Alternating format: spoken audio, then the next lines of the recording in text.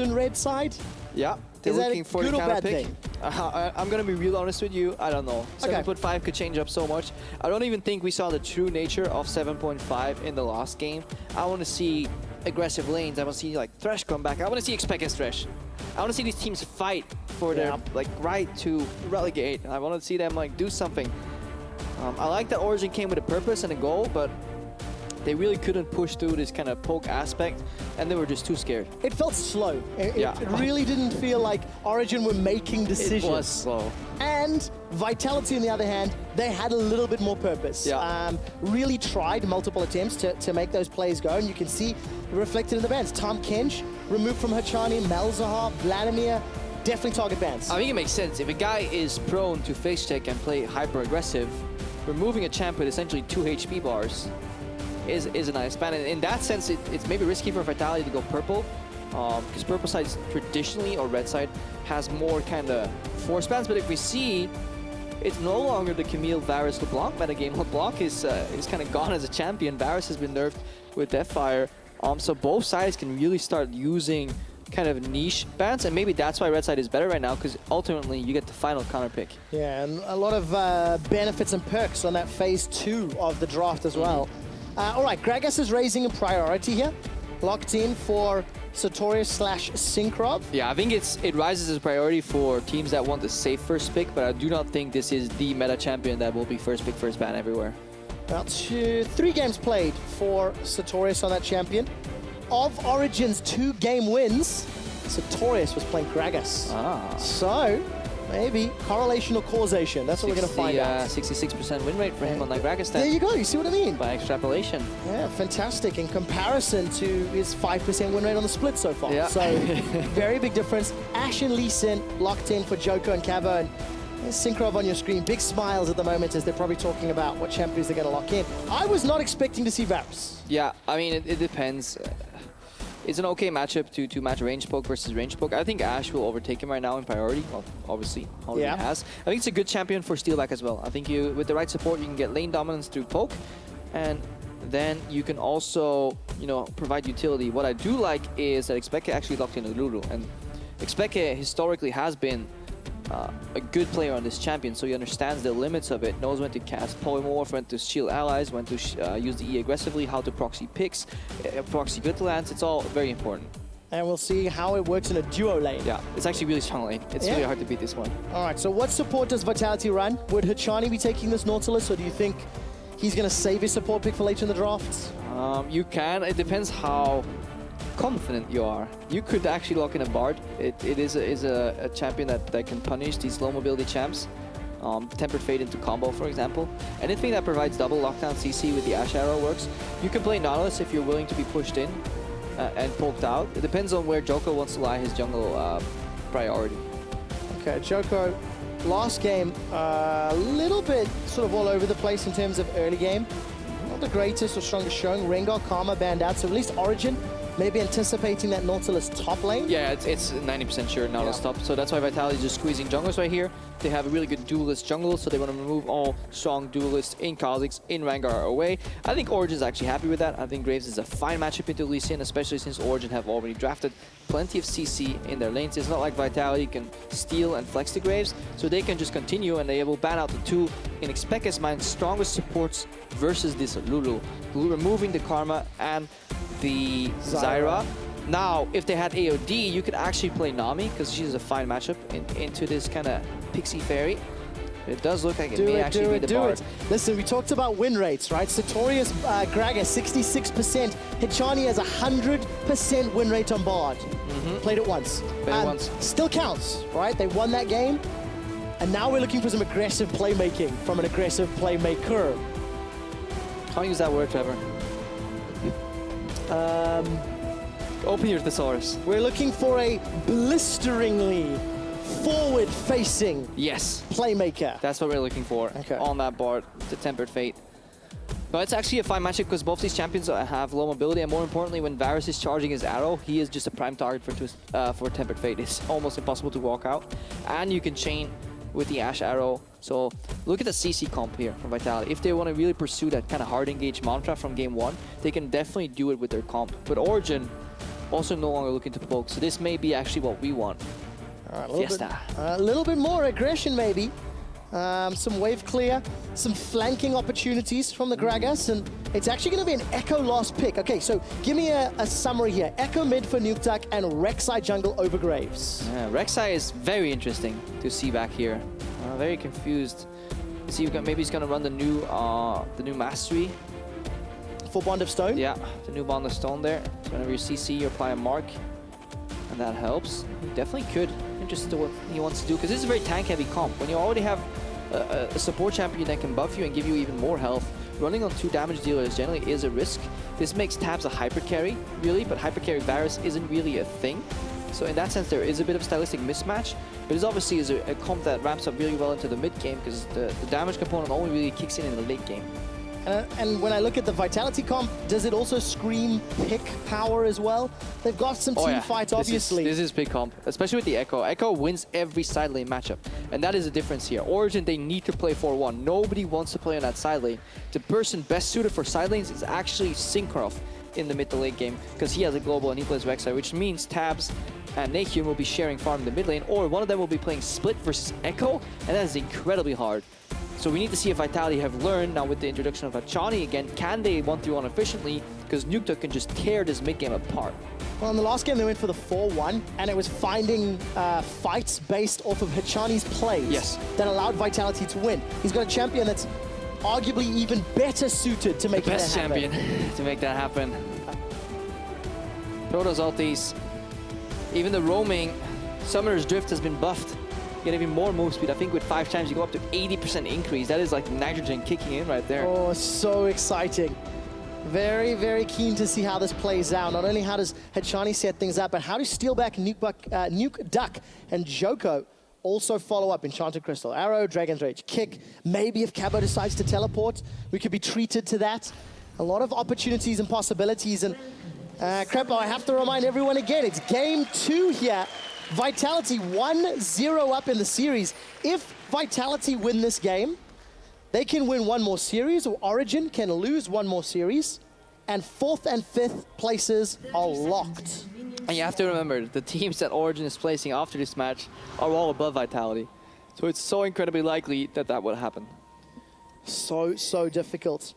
We are on patch 7.5. After the series ends, it will be Fnatic versus Rocket taking to the stage, but I want to talk about Warlord's Bloodlust.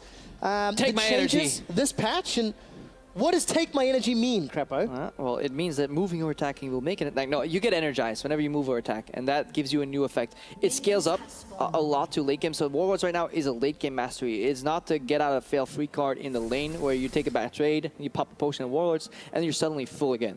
So if you will ever play against a Fervor laner, it's like, say you match up against a Kalista or a Lucian, you can actually get punished right now. Obviously, later, it scales very well. Lifesteal 50% at level 18, that's a lot of lifesteal, and that movement speed will obviously kick in too.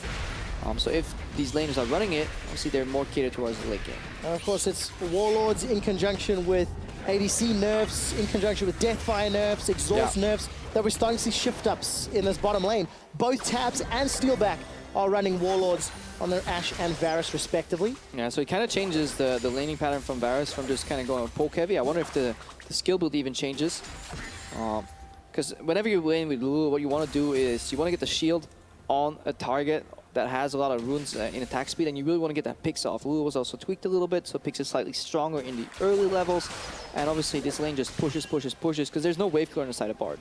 Well, Tabzz and Peke weren't able to push in the previous game. So we're look at how that works out. I've just taken a quick look at the summoner spells.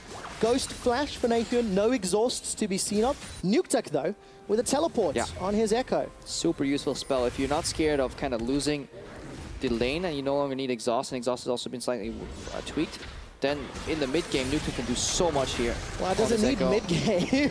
I mean, he loses the back end of that trade. Remember, Ekko fires everything up front, and then he has to walk out. So he has to do the walk of shame afterwards.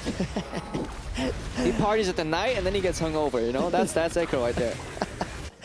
And NaeHyun hits like a hangover, apparently, with that Dark Sphere. And I want to take a look at how well NaeHyun, Tabzz, and Peke play this early game, because in terms of their matchups, they will have some opportunities to push these lanes and maybe work with Cinkroff on this Rek'Sai. For what it's worth, Cinkroff has played a lot of Rek'Sai in the LVP, where he's come from, so we're going to be very comfortable on the champion. And it does seem that Steelback hasn't really been punished. And look at how far back Tabzz and xpeke are playing. They're scared of like magical journey ganks right now. This is Hachani. Hachani's style is basically disappear and then make them afraid of the magic.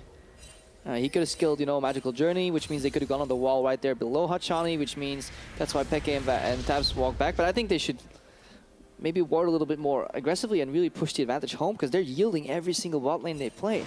But they're now getting pushed back as Lulu Varus. That's a matchup as well into Ashe bot that shouldn't be losing yet. Yeah, and it shows you what great supports usually do is when they play this heavy of a matchup, they push up the first wave, then they disappear and they walk to Gromp and they place a ward. That's actually something Hachani did at the start very well. And then you see the jungle and you're like, oh, I know exactly where it is. We're not getting ganked. I see where this Bard is going. And you can punish and you can pressure. But right now you're giving Steelback a free laning phase. Look, this wave bounced, stacked up, and now Hachani and Steelback can turn on the poke. Yeah, it's this early game, you know, vision priority from Vitality that's worked in their favor. xpeke takes a lot of damage. A few seconds ago, Nukeduck moved up to place a ward inside the jungle. Now Djoko's done the same, and a control ward. And this is playing the bottom side of the map as a team. Double deep vision in the enemy jungle, not destroying the tunnel to alert them of your presence, because if they're actually watching the map, they can tell. And now you can actually go for a two-man blast cone roam, using that stack wave for a dive. Let's see if Cabochard teleports in. There was a missing ping in the mid lane. xpeke and Tabzz are being dived on before anyone can react. Hachani's flashed away to save his life. They've traded 1-for-1, but first blood went to Nukeduck. Yeah, this is obviously the benefit of Ignite here as a support. You can always fire back here. Thunderlord's Lulu has surprisingly a lot of damage. It was a bit of a misplay. Hachani fired off his binding before anybody arrived, and then xpeke saw it coming and he flashed kind of the Thunderdome from Ekko. He got out of that one, so it's a 1-for-1. Big investment, and more importantly, NaeHyun pushed in mid and he got a free base, so he got the last chapter, which is a big breaking point for the Syndra. Yeah, Nukeduck, he's grabbed himself that Dark Seal after picking up first blood, and I think importantly, Cinkroff invaded and placed a counter control ward of his own, which we'll look at in a second. Again, just like in game one, so we're always seeing patterns from this guy. Teams can start taking out. Look at this. Hachani, yeah, he's got a hit, bro. The guy comes out, he tanks really early as well, because he ignited before anybody was close, and then he walks back into xpeke. If he walked up, he would have been safe, for example. So minor misplace on the side of Vitality, but I like the goal that they were going for. As a team, leveraging the bounce from that wave, calling it early, having double deep ward to spot if the enemy jungler is coming, because if Cinkroff shows up there, oh, you're doomed. Like that play backfires and you can just kind of like go for the game 3. Well, so deep wards were very important. That's what Origen wants. And those deep wards, Krepo, is allowing Nukeduck, Djoko, and Hachani to move forward. Parallel convergence from Nukeduck, not going to find a stun, and it is level 6 versus level 6. All right, magical journey through the wall. That's what Hachani's looking to do, and that's what he's going to start. NaeHyun goes up and gets caught by a Cosmic Binding. Defensive flash, very good scatter the weak. That buys time for NaeHyun. He's not used the high IQ button yet. There's no target available, and NaeHyun escapes. Well, escapes, but still, why would you? Nope, we're not going to nitpick. NaeHyun escapes. Totally not going to mention that he should have flashed that binding before it hit him, but... Well, caught by surprise, maybe. Nope. There was a magical journey in front of his face. Yeah, okay, okay. There we go. But the speed at which it was happening, Vitality. Hachani came flying out. But what I do like, Krepo, is how early and how aggressive Vitality have now made their champions work. And I think it actually comes from punishing the bot lane from Origen, who are really reluctant to push. In their attempt to never fail, they're putting the burden on their teammates. That's why it's sometimes better to try and fail, because that's how you learn. It's never try at all. Yeah. You miss 100% of the shots you don't take. Yep. Vitality, they're making those shots count. In terms of vision, though, it is basically mirrored, right? So all of this pressure from Vitality in the bottom lane, again, Djoko and Hachani coming down, it is giving some free reign for Cinkroff up in the top lane. Yeah, but you also need to value the vision. Usually you want to play vision at a point where you can capitalize on it, you know, make a play. There's many more plays to be made on the bottom side of the map, like stealing camps, putting pressure, and punishing people, than it is on the top side. Like, it's not like you can rotate onto a Nautilus, push him on the turret, and dive him, right? Like, playing on the top side for Origen reaps no benefits, so it gives you the illusion that you traded 1-for-1, but it's kind of trading a rotten apple for a nice and fresh one. It's like, yeah, everybody got an apple, right? But it's a good visualization. Hachani, the classic. Trying to make something happen. Hachani's going to magical journey to safety. The Ignite. Actually, I think caught Djoko at the end of it. Zoning Ignite, very important. I think Hachani definitely needs to play a champion with an eject button. Yes. Either it's an extra health bar that he can pop, or the magical journey. So bold invade, we saw Origen also, Cinkroff is no longer cross-mapping, right? He's just defending on the bottom side of the map. And Tabzz and xpeke are conceding the pressure in lane. Down 13 CS, they're behind the tower. Repeated again and again. Oh, it's Borg Varus actually. It seems no more lethality on that champion. Let's see if Tabzz has changed skill order. Yeah, Tabzz is maxing E right now, so this is a complete change-up. This is a different champion. Attack speed-based Varus, really looking on the slow, heal reduction. And Blade of the Rune King changed ever so slightly as well. Yes. Increased the lifesteal this patch. Yeah, and more on-hit damage as well, I believe. More reliable. It's been an item that's being rushed on the likes of Lucian as well. We see Blade of the Rune King Triforce into IE on a lot of those champions. So definitely a build you can go for. It's kind of the old Varus that happened before lethality became a little bit busted. A little bit strong. Just a tiny bit. Just ever so slightly. Do you remember League of Cleavers? Oh yes, that was a very special time. What do I build? Cleaver. What's next? Cleaver. I actually had a debate, or discussion, not a debate, around what was more frustrating, League of Cleavers or League of Lethality. Oh, Cleavers, hell yeah. You see it? What the hell? That's not even a question. This guy goes to his shop, he opens it up, I wonder which one I'll build first, my first cleaver or my second cleaver? It's like, whoa, choices here, man. What do I build? Longsword, what's next? Longsword, what's next? Longsword, Well, one of the things, the Goro build, right? 4 times longsword. But one of the things that ended up like swaying me to like think about it is how long the League of Lethality lasted versus how long the League of Cleavers lasted. So it's much more shorter lived, you know? Definitely. It's a much more powerful punch to the face. Somebody get called in the office, hey, what's going on here? I like that we're experimenting, but can we like maybe tone it down a notch? Just a tiny bit. Yeah. Oh, we did. We'll see how 7.5, how the dust settles. Because right now it is a lot of Warlords. Blade of the Rune King's coming up. I'm hoping to see some more Callista. Always exciting to watch her lobbing supports. Hey, she went up in win rate. And there we go. It's going on the up and up. But you need to be able to play that champion, and as it stands, maybe tomorrow, we'll see. Sven being very outspoken about it. Back to Origen and Vitality. NaeHyun's going to pick up that Sentinel, and a very early Dragon here. Well, relatively speaking, as it is Infernal. This series we can call it early. Vitality leaning on the strong side of their map, the bottom side. Djoko taking a lot of damage here. Good zone from Nukeduck though. This is a trading pattern. And the worst part is NaeHyun can never try to outplay by EQRing him because he can always use the ulti to regen. Yeah, look at Origen. They've been able to push Vitality away. They've thwarted it. The 3-man stack. Yeah. Cinkroff, Ekko, and Tabzz. Strong in numbers. They make their way up. Tabzz very cheeky with that blast cone. Yells, mine, and hops over the wall to defend the tower. But Vitality, all of that pressure in the early game, yes, it has netted them a kill and obviously some measure of control, but I think some credit to Origen to responding to it. Yeah, but they're holding right now. If it's a solid kind of state, if the map is always in the kind of same form, which is basically you play around bot side, hold your turret, then Origen do fine. They did fine the last game as well. They held Baron for ages. Vitality, they need to shake it up and eventually put Nukeduck in the side lane. That's why it's really important for them to find a pick or a turret. If they can do exactly that, you make something happen. NaeHyun will get it ulted, yeah, 100%. All right, so it's Cinkroff that's going to get caught out by NaeHyun, caught by the Ashe arrow. Perfect from Vitality. Yeah, really good play by Hachani. Everybody saw it coming. You knew he was going to throw it. It was just a matter of when. And then the flash was blown, and that is really bad pathing by NaeHyun, and he gets punished super hard by this Vitality comp. They excel at picking people off who are out of position. Oh, Cabochard almost catching Cinkroff. It's the second kill of the game to Vitality. The ward vision being denied by control, and this means Djoko can pick up what looks to be a safe Dragon. Yeah, 2 kills already on Nukeduck. He can really pop off and really control this game right now. He still has his ultimate available, which means he can play with a lot of pressure and less worries. And this is really good. If now Vitality can do this again and get a turret, they can open up the map, go 1-3-1, and they can just butcher Origen, because Origen only finds strength in numbers. Have to be grouped up. Vitality can play 1-3-1, can play pick. What I love though is like the Vitality players look to be more unified and proactive, and watching Nukeduck roam down to help protect Djoko on Dragon. That was good teamwork and communication. And it's also Hachani is constantly disappearing in river, and it seems like Vitality, noticing that they need to make something happen, even if they don't all necessarily agree, it's better to commit to that call. Yeah. Weeks 1 and 3, everybody had their kind of conception about how to play the game, right? And when Hachani ran off on his own to face check or whatever he was doing, he would die.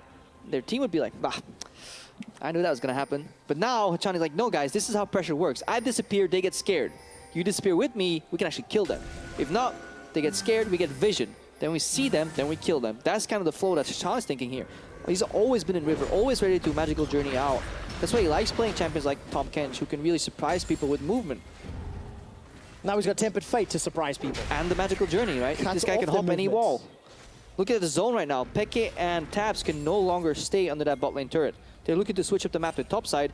Cabochard needs to respect this and back off. So many times we see people just trying to hold there to no avail. Is it too late though? Cabochard's starting to back off now. 4 members of Origen looking to dive him. Cabo's still got a flash available, and luckily Origen are very far away. No, it is not too late, Trevor. Thank you very much, Krepo. Whatever would I do without you? The tower falls for Vitality. They pick up tower first blood. And NaeHyun. Oh wow, I didn't even see him going down. It falls again because this is the reaction, obviously, when Origen put all their baskets in the egg, all their eggs in the top lane basket, and they chase the top laner who's running away with flash up. They delay their turret push, which means Vitality, they can keep pushing the bot lane Steelback, but they can also move into the mid lane. They're trading 2 turrets for 1. Well, could it even be 3? There's a minion wave moving to the bottom lane. Look at this Steelback. He's hammering away on the bottom inner turret. 3 members of Vitality trying to put pressure middle. Yeah, but there's a turbo rotation coming. Magical journey. They're just gonna reset though here. I think you just empty your sidestone, whatever you have left, drop some wards, base, reset, and let's see how well Vitality have organized. Cabochard should push out and actually base here, I think. You want Cabo bot. I think you want Nukeduck maybe top lane. You can decide. I think Cabo on the bot lane slightly better here. And then you want Ashe and Bard in the mid lane, and you want to rotate to those turrets. Vitality have got a 3,000 gold lead at 15 minutes, just shy of that. They've got a team composition that is very strong at picking champions off, as we're about to see Nukeduck and Djoko. Yeah, you can just always jump in because you don't get punished by Syndra. Whenever you do this as another champion versus Syndra, she blows you up. EQR, and even if you die in the process, or she dies in the process, it's a trade kill. But because of the Ekko's ultimate, you can't do that. It's a very good pick into Syndra. Yeah, very well played by Nukeduck as well. 2-0-1. He's roamed, he's worked with Djoko very, very well this game. And now all of a sudden, Vitality, they've shifted up the focus. There's a top outer turret remaining, so that's why the vision's going to that left quadrant of the jungle. Yeah, I would have preferred Cabo holding this. It all depends how they can keep Nukeduck away. So Ekko's wave clear is delayed, so if you can throw out a couple of those Qs before the wave hits, then he can wave clear. Once he's under turret, he can't actually clear that well because he's very prone to getting dove. Right now there's another flank in mid lane. NaeHyun sidesteps, so here comes the kick. All right, AShe into NaeHyun. Easy peasy. Steelback summoner heal saves his life. I really like this focus. Mid lane first. Always push your mid lane. If this guy defends, pick him off. If not, force him to stay under the turret, rotate away. You will always get a numbers advantage. And that's what Vitality's doing here. Really good wave clear from Nukeduck in the bottom, and this goes back to the draft. They really answered this kind of death ball comp from Origen. And this time around, Vitality are finding picks that they were struggling to find in the previous game. How does a pick comp actually force those objectives and force those fights? Well, you need to have an appreciation of proactivity. So you want to have players that are willing to make the play even if it fails. And more importantly, they need to keep making the play after it fails. But you also want to change the state of the map, switch it up, play left side, play right side. And when these guys are zigzagging to catch up, you pick him off in between. Right now, Djoko a little bit over-eager because he was kind of playing on a side that Origen was already fully defending, right? Like if Djoko right now wants to make a pick, he needs to move to the other side, move into where the darkness is, get a flank off. All right, flash away from Tabzz, trading for the Tempered Fate. I really liked what you said, Krepo, in terms of changing the state of the map, because now all of a sudden, Nukeduck is in the bottom lane. Yeah, and he pushed out that wave first, and instead of trying to duel NaeHyun, he just disappeared into Fog of War. And then he pressured mid lane, and then Tabzz at the flash. Now they move in again for a little ward. Nukeduck pushes up, he can join this team again. And obviously they can't do much right now because they're only playing 4 on their strong side, and Cabochard is dealing with a wave. So this is defensive posturing from Vitality, waiting for Cabochard to get pressure. Once Satorius reveals himself top, Cabo can walk down, he can teleport, or there's more safety to make a pick because Vitality at least have the reassurance they're only playing 4v4. I'm learning a lot today, Krepo. I must thank you for that. It's always counting dots. Like, making picks is really easy. You just look at the minimap, how many dots do I see? See all 5? Great. Can I get a situation where I have more dots on one guy, 3v1, 2v1, or a pick? Do it. If I don't see people, assume they're next to me. And then move. Move until I see them. That's what they're doing right now. And the same for Origen, but because the map is so open and they play so close, they have a much harder time finding Vitality's dots on the minimap. Yeah, that's allowing Vitality to run circles around Origen. We're getting close to 20 minutes. The next Dragon's an Infernal. That'll be spawning in 15 seconds. And Origen, they're trying to use their wave clear and forcing this objective on the mid tower. Vitality can let this drop if they can make it drop slowly. That's all they need to do. They need to stall this turret. Because Nukeduck, he saw that there was a kind of a panic group, so he just goes bot lane, he pressures. He can even keep pressuring until inhib if he wants to. Obviously, collapse maybe more advised. Cabochard's in base with teleport too. Tempered Fate's not available to Hachani. There was an Ashe Arrow, but Vitality, they'll take the 1-for-1 trade, and looks like they've even got better positioning for this next Dragon. Yeah, they definitely have. They force Origen to move back. We need to look at Sightstone wards as well. I don't know how many are available. This is teleport, but look at NaeHyun. He's dealing with the wave and bot, and Satorius is TPing in, right? Like this is indicative that Origen is playing catch-up, and right now they see NaeHyun bot, so they engage in the mid lane. There we go. Cinkroff was caught out by the Enchanted Crystal Arrow. Cabochard's trying to get forward, looking for the team. Djoko caught out as the chain of corruption starting to spread. Djoko's going low. Unleashed power from NaeHyun gets a kill. He drops, because in a full-on 5v5 teamfight, Origen have the more favorable, like the good composition right here. They are catered only for team fighting. I butchered that sentence, but they win because they have Lulu. They have Syndra. It's really easy to delete somebody. Now Satorius not get poked. Okay, parallel convergence. Who's going to get caught? Tempered Fate not going to get followed up by the stun. Tabzz and NaeHyun still alive. Nukeduck never got to chrono shift out. No, and he also didn't get to dash in because Satorius with the hero peel. That's the problem right there. You can set up that pick, but in doing so, they gave it away. Hachani Tempered Fate, and there was a big alarm button going off there. So the one thing they had to avoid is prevent Ekko from stepping into that dome, and that's exactly what Satorius did there. And you're seeing the strength of team fights coming out of Origen. That's why it's so important that Vitality keep the map open. All right, Origen, you want to go mid? We'll take both side lanes. You want to go Dragon? We'll take top. You know, you want to take left side? We'll punish you in the right side. Once you split up, we will punish you. That's what they're trying to do here. Like, this is... It looks pretty, right? But essentially, these guys are 2v4. 2v5 right now, and now 3v5. And look at Satorius. Just knocks up Nukeduck. Cinkroff with a beautiful flash follow. This guy doesn't get the proc to stun from Ekko. Hachani will drop if he stays, so he has to teleport out, and it's a free Dragon for Origen. Really good target prioritization there from Origen. That allows them to not only win the fight, but to get the Dragon. They're still invested in the late game, though. You know, trailing a little bit. Origen have to break Vitality's control on the map, and look, Cabo top, Nukeduck bottom. Just look at this Ekko in the bottom lane, man. This is double TP throwback. It's already hard to play versus double TP. Nobody can deal with Nukeduck. There is not a single champion on the map that can kill him 1v1. There's not even a single pairing 2v1 that can lock him down and kill him unless they get behind him. Like, this guy has free reign on turrets, which means Origen, whenever they play on any side of the map where Nukeduck not is, they're on a timer, which means they have to force. But their champions are actually not that great at forcing, because you can flash a Varus ulti, you can spot a body stun flash, and if you don't face check, you can survive. Well, if you don't face check, that's a good sign for Origen. And that wasn't like kind of bad counting the dots, right? Hachani doesn't see 3 people, assume they're in the brush. Wait. Or ask 3 people to come with you, so it's 3 versus 3 at least. Make sure you're always on an even keel. Vitality, they didn't have the greatest vision on the bottom quadrant of the map, so Nukeduck, I think, wisely backed away. He's now joined the rest of his squad, and it's a top tower that's under pressure. NaeHyun's going to get caught out. Ashe Arrow goes wide, thanks to the Tempered Fate. Great timing from Hachani. Cosmic binding sends NaeHyun to base. Yeah, if you know he has no flash, it is actually okay to make that play with the Tempered Fate. Yes, you will make your team miss arrows, but you can guarantee the follow-up. Hachani ends up using flash. There's actually the reason Nukeduck disappeared is not because he didn't have any vision, it's because he can't bust the turret versus a Gragas, and more importantly, he knows somebody's going to catch that wave, which means if he disappears early, he's always halfway to his target by the time Satorius arrives, which means he can force a 5v4 on the top side, because when Nukeduck's there in support, Hachani feels more comfortable to make a play. That's leveraging and moving over pressure from one side of the map to the other, and that is how you play 1v1. No longer do you play split push where you take down turrets alone, you know, that's what Season 3 days. Like just chipping turrets over and over and over. You're like, no, like I push a wave, you gotta catch it, I'm gone. Well, you've got a hot potato in your hands. I'm busy preparing another hot potato to throw at your head. That's kind of what Vitality are doing with this comp. By the way, I think the skill shot accuracy has been pretty good between Tempered Fates, Ashe Arrows, like the combination of how Vitality have set these picks up.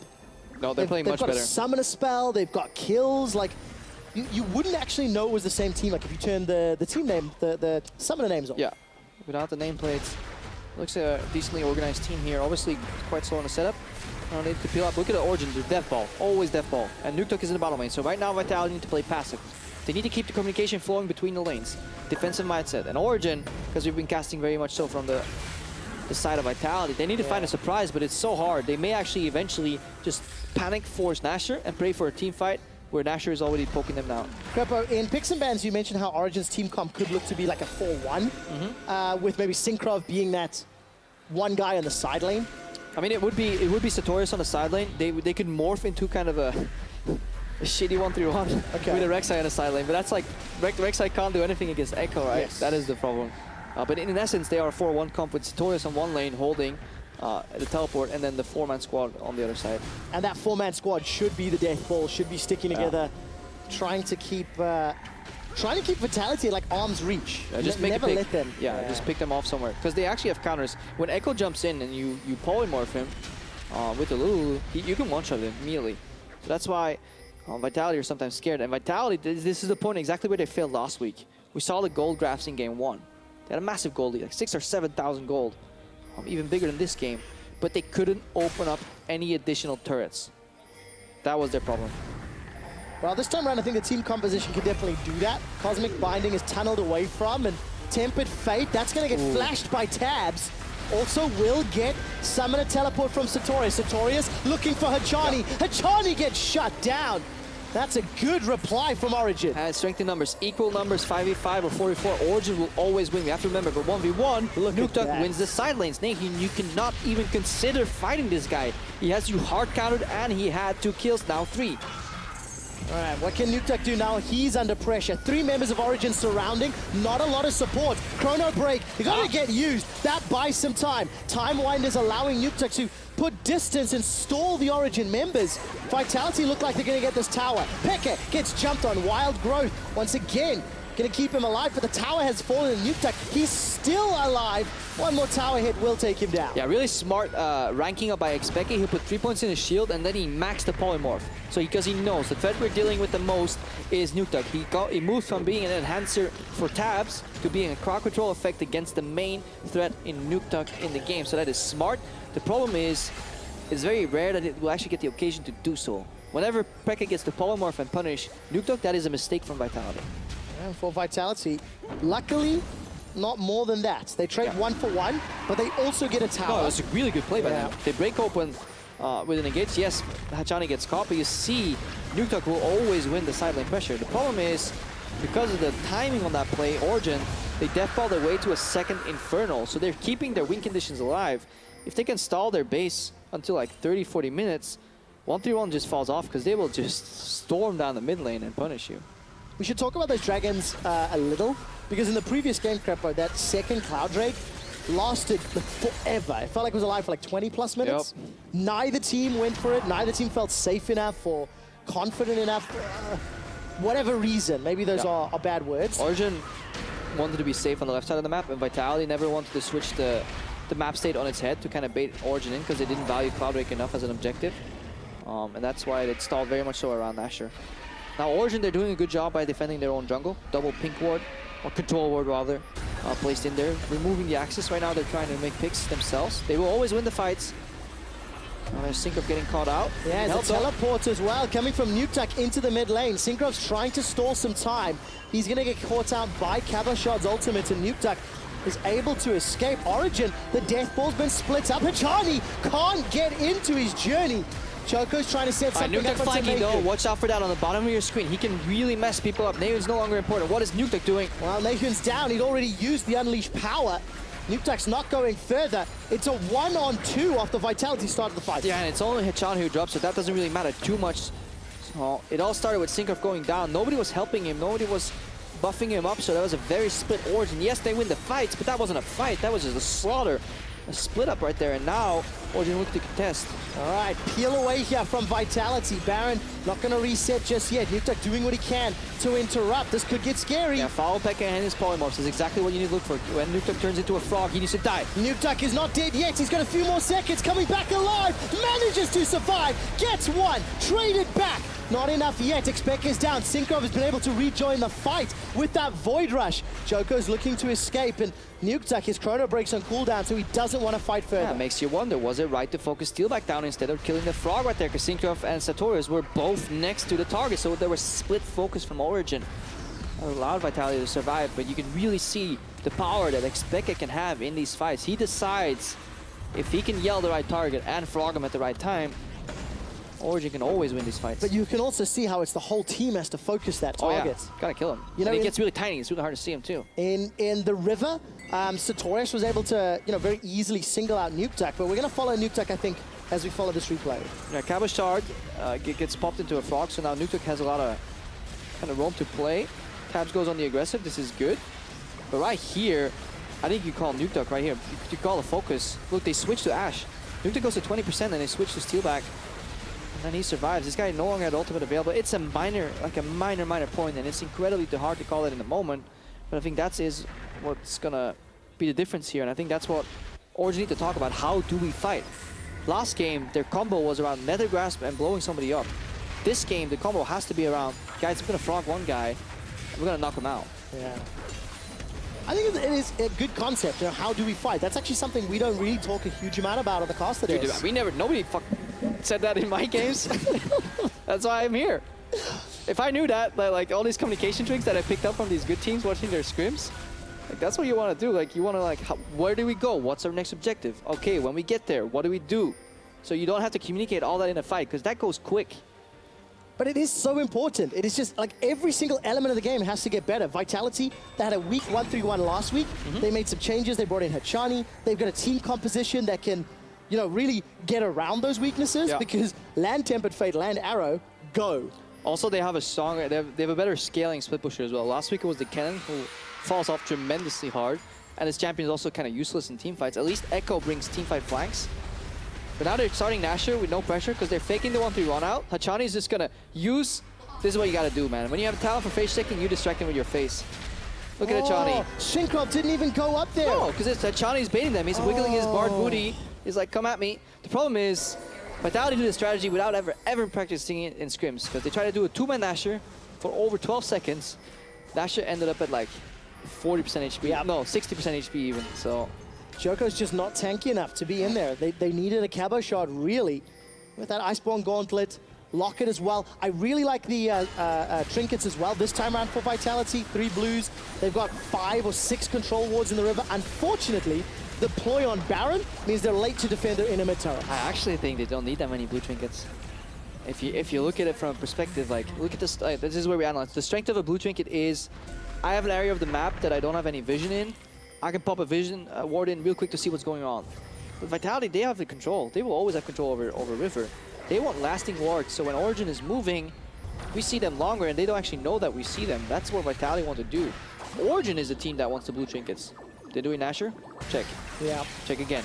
Especially when you have Ashe in your team. Having 3 blue trinkets and 2 hawk shots, I think is a bit of overkill. Like, imagine if you couple yellow wards here over the walls all the time. Ooh. Not a big fan of this play, Trevor. Okay, let's find out. Cinkroff is able to sidestep the Ashe arrow. Tempered Fate's still available, and Cinkroff remains on the front line. Nukeduck is going to try zone him away, and that's enough time for Origen to get up. And the problem thematically with doing a Nashor when you have a pick comp is that everybody's in a pick mindset. Nukeduck, he's not hitting Nashor because he's trying to pick something off, right? So you have an Ashe, a Nautilus, at least in on a bar, trying to take the Baron down. Like, you can tell a real long joke in the time that takes. Like, that's the problem. Like, it doesn't work like that. When you have 3 people looking, Ashe is looking to arrow, Bard is looking to ulti, Ekko is looking to make a pick. You actually have no pressure on the Nashor because you're not killing it fast enough. Well, Vitality are now running out of areas to pressure on the map. Yeah. They've got all 6 outer turrets. There is a Mountain Drake available, which you can see is now being sort of swarmed around at 32 minutes. So when you switch it up, because there's nothing preventing Vitality from getting D-Vision on red side, and then suddenly when they've disappeared for a while, they move into bot lane and just take bot inhib. Yeah. Or just like, what? I thought we were playing around Baron. That's what you gotta do. You really use Fog of War to your advantage. Like right now, they could technically be teleporting in with Magical Journey into the enemy jungle, and they could be catching Satorius. Like, technically speaking, right? It's very unlikely, but this is all the options that they have, but they always default to this Nashor. Well, the Nashor has been the way to at least force somebody's hand. Vision control now somewhat in favor of Origen. They've had enough time. They've got that double Infernal, by the way, as we're moving now into the late game. That gold deficit's not really going to be very impactful, and Satorius with the double Infernals, they definitely want to try and contest that next Infernal Drake. But as it stands, Origen are content. They're happy. They're so happy right now. With Vitality not finding more picks, and all of a sudden, Satorius has found Steelback. NaeHyun takes him down. Of course they're happy. The map is being played on one lane. This is Aran. This is their favorite moment. No pressure bot lane, no pressure top lane, which means Cinkroff, he can go in because he knows Satorius backs him up. He has a Lulu shield. Tabzz and NaeHyun are looking for picks and Vitality. If you drop to 1-3-1, you get into situations exactly like this. 35-second death timer for Vitality. Origen have got two gigantic tanks on the front line and a Lulu to back up anyone that goes low. I think you just rush Baron here. If you're Origen, I think you commit to the 50-50, or at least you try to make it bait because all the visions disappeared. But there is still those 3 blue trinkets, Trevor, so they may actually work right now. Vitality, come on, pop. All right, one of them's been thrown down by Nukeduck. I think that went into the pit. It did. It definitely went into the pit right there. And there's a control ward. They hit it. Why would you hit it? It's disabled. Like, this is rookie mistakes, Peke. You just revealed where you were. All right, it's not Sorry? They're not going to find a pick yet. No. And they're not committing to the Baron, and Steelback is now alive. But they went for the mid lane control. That's always what you gotta do. Because now Vitality, they can no longer push mid and trade. They have to face check again. And every step they take, every move they make, they could be face checking you. Vitality will be watching you. The Hawk shot goes out, so does the Scryer's Bloom. Here comes Satorius. He's found a Hachani. Ashe Arrow. That's going to lock down Tabzz. Parallel Convergence going to catch out NaeHyun. The help of Baron. Wild Growth buys some time. Unleashed powers available for NaeHyun. The depth charge also does not kill him. Hachani's re-engaged. He's managed to escape. They've got Tabzz. They've got Cinkroff. Vitality have won a fight. Double kill for Nukeduck, and that's how Vitality does it. Ah, Nukeduck popped off in that fight. He did so much work. He solo got NaeHyun out of the fight, and then he killed 2 more people on the back end. And we have to watch that again eventually and see, did Origen respect the threat of Nukeduck, or did he wait for the cooldowns to be used on somebody else, and did he then go in? Because the only win condition for teamfights right now is to polymorph Nukeduck. You cannot afford to waste it on anybody else. Let's watch it right here. So cooldowns, there's no ulti on Varus, there is an ulti on Syndra. Let's see Satorius flanks. Follow Peke right now. Peke, what are you doing? Polymorph. So you see Nukeduck, he comes in. He gets polymorph, but there's not enough damage. Yeah, it's a really good kick from Djoko. The second Nukeduck goes into kind of a weak state, he gets peeled for. And once he gets out, obviously he has all that damage and he's close to Tabzz. But that was a really well played fight here by Vitality. Steelback goes completely untouched. As you mentioned, every single skill shot they needed to hit Vitality with that gold advantage. They win the fight, they get the Baron, and now once again they can look to siege this base. Yeah, if this was a VAR review, I'd want to go back, look at the vision, look at where Varus' ultimate was used, because that's such a strong tool. When they're charging at you 5-man, and you're looking for that flank, also like, engaging on the Bard, really? As Satorius, is that your target? Like maybe you really want to find Nukeduck, you want to find Steelback, you want to prevent them from getting into the fight. Such a good stun from Steelback's Ashe Arrow as well. Yeah. I think holding Tabzz at nearly max stun because of the distance it travels. And that's just good. All right, so Vitality now. They've got inhibitor turrets to take down. 1-3-1. Going to take a long time to work if they're going to rely on the minions. So do they group up and try to force something? I really think you push through 1-3-1. And then if they match evenly, but you got to time the waves at the same time.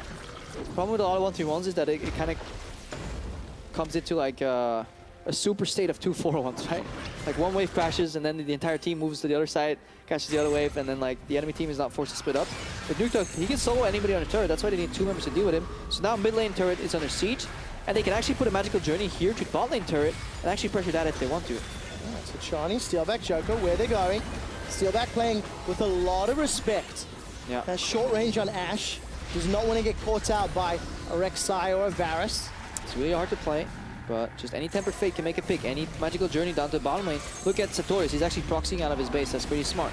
All right, great timing here as the minion waves crash into base. Nukeduck did use his chrono break, but he dashed a lot of the skill shots, and this allows Steelback to get 2 and 3 auto attacks onto the tower, chipping it away small by small. Yeah, but they're grouping again here. I think Origen have actually successfully defended this push because the next wave is about 20 seconds out. There's no setup on the bottom side. Vitality, they may panic a little bit here and pull the trigger with Tempered Fate. Nukeduck no ulti, so he has to be careful. NaeHyun has a lot more leverage in his lane now. He can threaten to one-shot. Turret's low though. Vitality may just brute force. Okay, Vitality, where are they going? Parallel Convergent, that's going to get blocked out. The tower in the top lane. What happened there? Falling very, very low. Cabochard really used that zoning potential. Nukeduck pops it now. Ooh, that's That's good for Vitality, because they can keep sieging now. Yeah, the base is broken. Origen may lose another turret if Vitality stick around, but it doesn't look like that's the call. I'm probably spending quite a bit of gold right there in their inventories. It's a good siege to break a couple turrets. They break a Nexus or an inhibitor turret, though, more importantly, and they chip one low in the mid lane. And also, like, punishing a team that hasn't had great response throughout the game. I mean, look at that damage from Nukeduck. Yeah, these Lichbane dashes is what he wants. Now mid lane falls because Nukeduck dragged 2 people to the bottom lane. Now Vitality should back off in the mid lane, really let Nukeduck win that fight in the bottom lane. That's exactly what they're doing. Nukeduck now going to peel off, and this is textbook play by Vitality. No answer from Origen. How do Origen start a fight? They need Satorius to go in, or Body Slam Flash. Chain of Corruption. Satorius, are you the hero Origen need right now? I mean, do something, Origen, at least. Don't lose 3 inhibitors and then pick the hero play. Cinkroff cannot tunnel. He will get cancelled. So it's all Satorius or Tabzz. Somebody needs to just call go. Well, let's find out. Satorius, he's got the Guardian Angel. Who's going to pull the trigger? NaeHyun's down in the bottom half of the base, finally making his way over here to the left. Djoko's found Satorius. Satorius looking for a body slam. Cinkroff is in the middle of the team. Tabzz and Cabo, they go golden thanks to Tempered Fate. Nukeduck gets bursted down and barreled backwards. Chrono breaks out. It's Djoko that's on a rampage. He takes down NaeHyun. The base is falling to pieces. Tabzz gets pulled backwards by the gigantic anchor. Vitality find 3 inhibitors. They find 3 kills, and they're looking at the Nexus as well. Yeah, those Nexus turrets will be easy work for Vitality here. Really good 1v1 in the end. They punished Origen's death ball composition with a superior early game. Nukeduck really popping off this game. A really good performance. Vitality take down the 2nd Nexus turret. Focus Satorius and Ekko. They're not done with the kills. Cabochard gets dropped on the steps of the fountain as the Winions are doing their work on the Nexus, and Vitality are 1 step closer to the summer splits.